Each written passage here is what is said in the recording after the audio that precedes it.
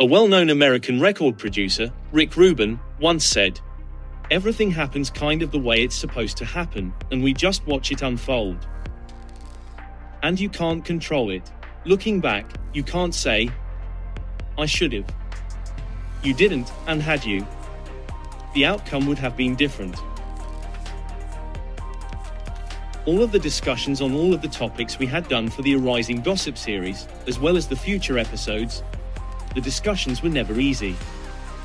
Through the months we have been together because of the Hunger Games, we found that by having some notes prepared, then following and recapping at some of the previous episodes, and sometimes even combining the knowledge we had learned from our university courses, none of these actions ever allowed us to make episodes at the rate we expected. I mean, we all only meet on Sundays. 2 members of our team have graduated, and we can only contact them through Teams meetings while the rest of us are still in university, with coursework, exams, deadlines, and lecture attendance being our top priority. Despite we still occasionally meet during society gatherings, but even during those times, we rarely discuss about the Hunger Games.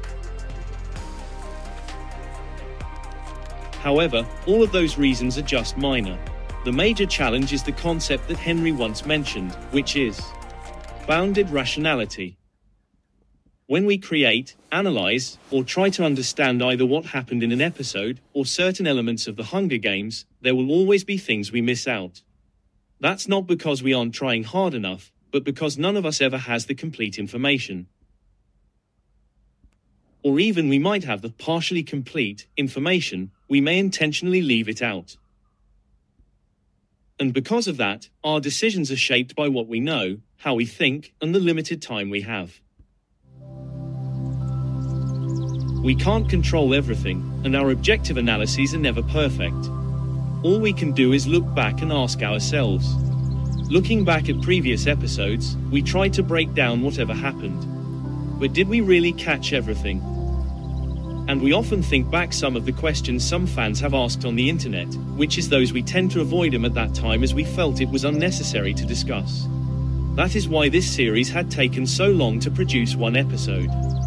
The matter of fact is, there is no absolute right or wrong. And also, whatever happened, it is what it is. We can't change the past. But because of the world we live in, from one hand we face people asking a lot of, "What if this happened?" questions, while on the other, we face those that criticize us with threats, and sometimes, a lack of empathy. We're not making these videos to convince anyone to agree with us, especially considering that we're not so knowledgeable of Taiwan's entertainment circle like some. But what we aim to address, through criticizing and analyzing some of the controversies and events in the Hunger Games, is the concept of critical thinking. Accepting different perspectives, challenging yourself to make adjustments on what you initially stand for, and also knowing how to navigate through the world full of misinformation, disinformation, and chaos. In the end, every choice, decision, and analysis we make is shaped by the limits of what we know.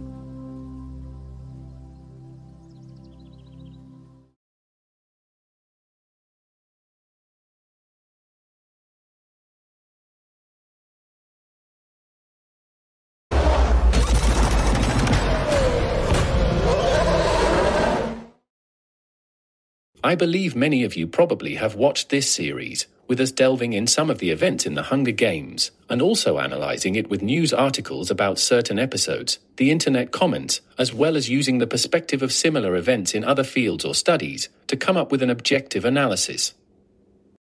As Henry has stated before, we never have the exact full story of what went on during the filming, and we are even less knowledgeable about the hosts, hostesses, other celebrities and entertainers, or even Taiwan's entertainment circle. Therefore, we never expected everyone to agree on what we say, and we accept criticisms. But those with the idiotic minds, attacking the hosts with nasty comments, spreading bullshit stories on the internet, or even continuing to disapprove and further twist others' opinions, are the ones we are attempting to highlight in the name of the show and the host group. Today we will be delving deeper into the 4 episodes from Season 1. But before that, I do have one inside story to share. The view count reflects on how poorly this series is reached out by the YouTube users and subscribers because of how serious and informative this series is compared to other videos. But what all of the audience don't know, Objective has shared these videos to his colleagues, friends, and family. Ever since, he has received a total of over 1,000 emails from them asking questions regarding the analyses, the show's content, the audience reactions, some questions on Taiwan's humanity and culture in general, and a few what-if questions. Today, we will delve into some of these questions handpicked by me. Those questions are some you probably may have, but maybe the explanation we gave in the first place, from an objective standpoint, is not what you wanted. Or we decided to intentionally not discuss. We are joined by the producer of this series, Hunger Professor Henry, as well as his good friend and narrator of this series, Objective. Today, they will answer these questions to the best of their abilities from an objective view, and hopefully you get the answer you wanted. "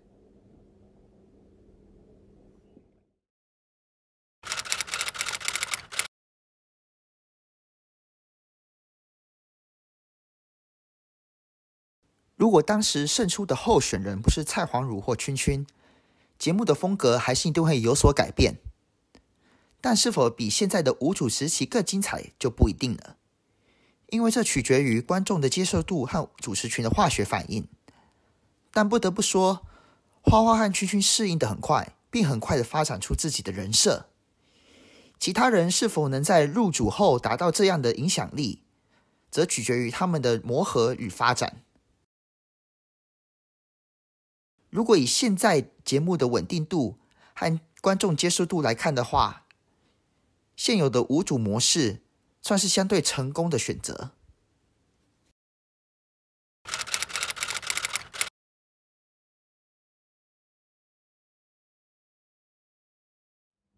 If we assess the program from the current perspective, those who appreciate the program effects will continue to say good things. Nonetheless, individuals who are heavily into the program and feel that things have gone too far will still find all sorts of inexplicable reasons to criticize and launch direct insults at the program.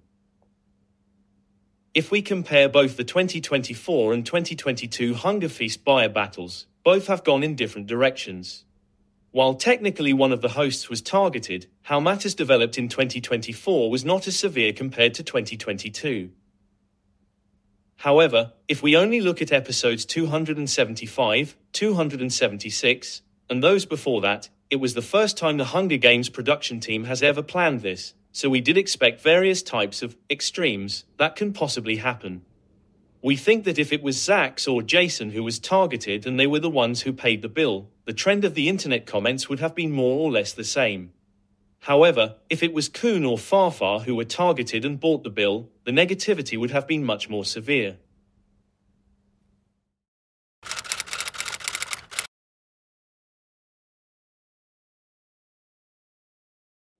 We understand that this subject intrigues numerous viewers and might even spark intense discussions.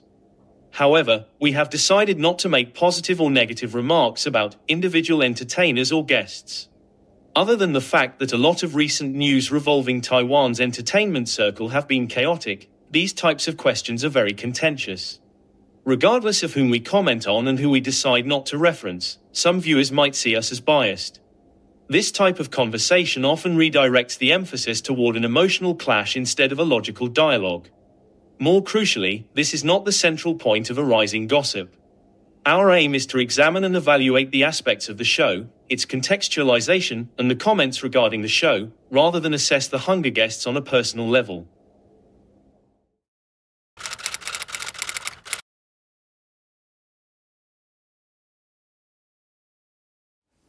If we analyze the 2023 Spring Fest battle in terms of how some of the stages went on, particularly the first two stages of Day 2, I would say that if the host ended up as a buyer for the 2023 Spring Fest, those two stages would be heavily magnified and criticized by some of the fans, as they would have blamed the loss on how poorly planned those two stages were, which in some sense, the intensity of negative comments might surpass the level of the previous year. However, for the record, even if every stage had run smoothly and fairly, and assuming that all stage results remain as it is, but the outcome of the draw was not the Hunger Games mastermind, I personally believe that Objective's answer earlier applies similarly. Those that appreciate will say the good things. Some might even say that luck was not on the host group's side, while those that have negative feelings regarding this matter will still heavily criticize with nasty comments.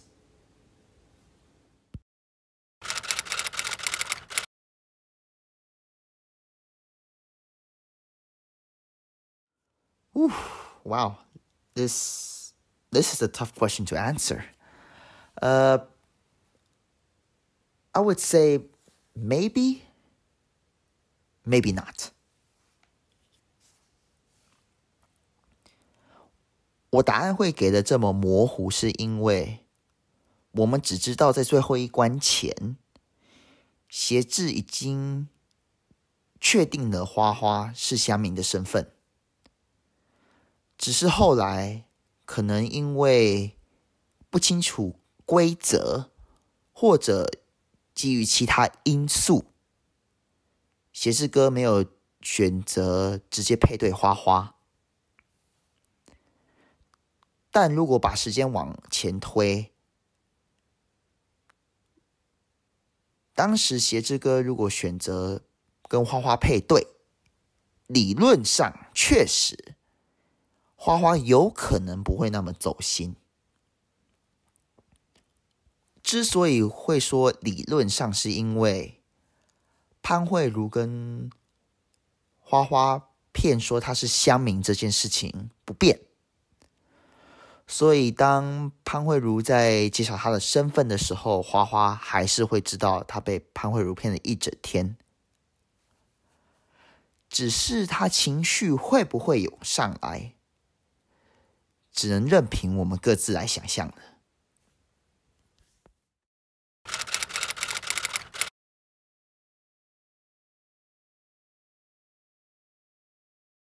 If Farfar had not been through that psychological growth of losing and being tricked, that YouTube playlist of how much she has grown in mind games would not exist. And even if she had won in episodes 361 and 362, I don't think anyone would even magnify this matter.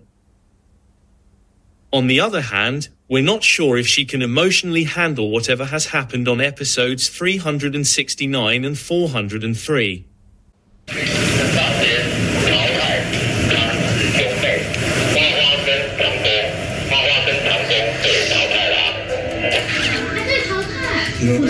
为什么？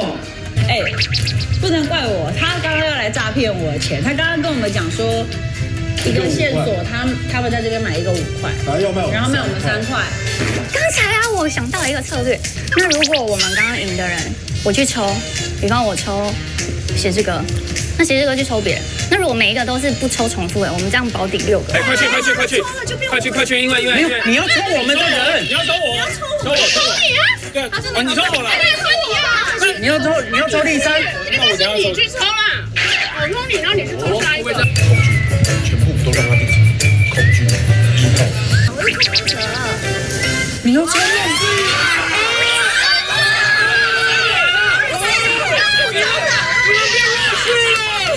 你被引导了，花花和我一样，我们3个都一样了，是一样的啦，我们3个都一样了。陆军，中军。因为我抽你，你就是空军啊，所以你们有可能6个，有可能7个啦。64，我们就4个人啊。但我的见解可能会有点不同，因为我之前在我的社群账号上有发一个限时动态，提到我跟饥饿游戏第265集在饥饿 YT 的24小时直播影片的奇妙孽缘。花花有看到我那则限动，且留言说他当时很游戏小白，而且不敢看。其实从他的回答，我就大概能推测，他他只是一时因为情绪的压抑，跟当时游戏输了，结果后来无法控制，然后就真的不小心走心哭了。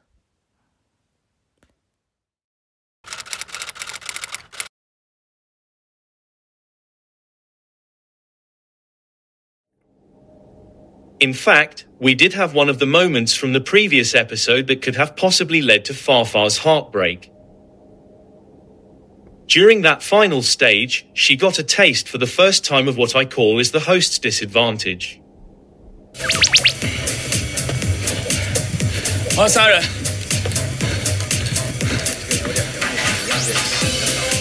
花花，因为花花比较强，她比较容易过关，不要去杀到人。先杀花花。安局，我们在那等等好啊。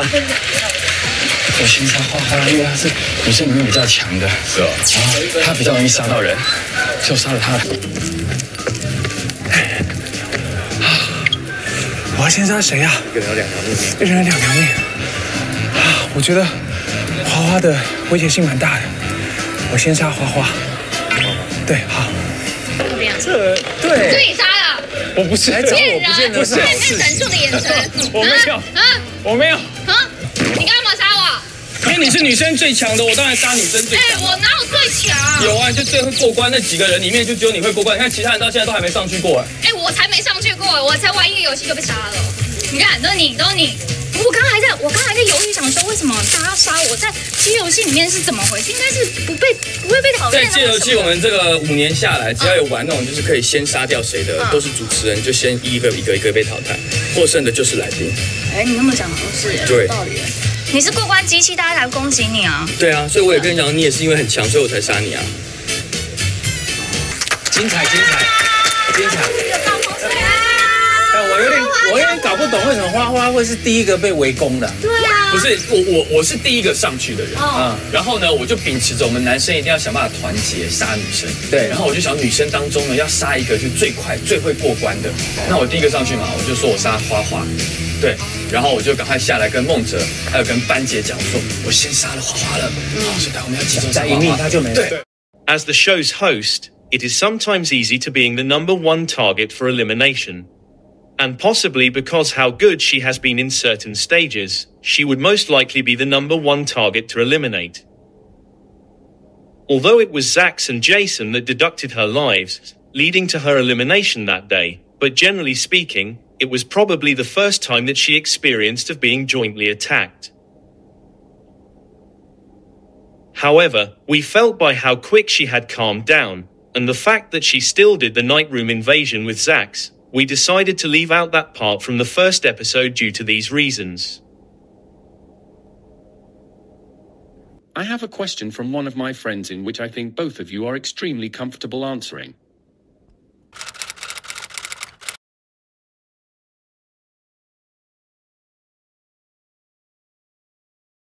I am not sure because I get involved in these conversations via Teams call only, but I have heard there was sometimes some physical actions involved. Yeah, so from what I remember, we've never had those moments where any one of us were about to punch someone in the neck because of an argument. But most of those intense arguments often leads to door smashes, wall punches, and I don't think there's anything serious than that. However, after those arguments, we had to have a lot of cool down times where we literally just leave the room and just go around town to cool our heads down. That was a time when we had 5 members around it. And since 2 of them have graduated and we mostly do video calls, we rarely have such moments. However, we still have intense arguments, but conversations about doors or walls from where I stay on campus rarely exist now. I think the new trend now is that if any of us feel unhappy from what objective view we decide to express, We just leave the team's meetings. However, that does not mean that we don't have any conversations with door smashes or wall punches this year. And in fact, I believe we just had one where you literally smashed your room's door whilst heading out for a cool down.